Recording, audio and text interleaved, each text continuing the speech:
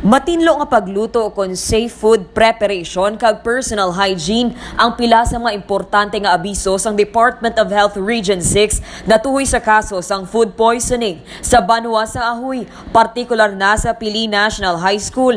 Ini ang pahayag ni Irene Legarda, Food and Waterborne Diseases Coordinator sang Department of Health Region 6 sa interview sang Radyo Bandera Iloilo. Sunog pa kay Legarda, nagpatigayon ng DOH-6 sang environmental surveillance sa tinalikdan nga Nobyembre 10, tuig 2022. Nadumduman nga napatay ang isa ka estudyante, samtang na ospital naman ang 44 ka iban pa tungod sa food poisoning nga natabo sa Pili National High School sa Banwa sang Ahoy. Sa subong nagakoordinar na ang ahensya sa Ahoy Local Government Unit natuhoy sa mga measures nga ipatuman sa tagsa ka mga bulutuan agud malikawan ang nasambit nga hitabo.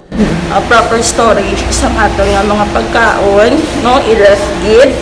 Oo, tapos syempre personal hygiene gid, no? Kaya it all begins with ourselves man, no, proper hygiene. So kung limpyo ang aton nga mga kaugalingon, mas maano man na naton daw number one gid nga way to prevent ang paglaptas ng food and waterborne diseases. Balita nagikan sa DOH-6.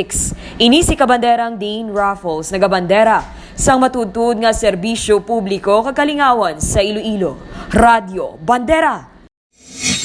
Ang ining nga balita ang ginadulong sa inyo sang D3 Bio, ang ginaendorso sa mga eksperto nga kampyon nga suplemento.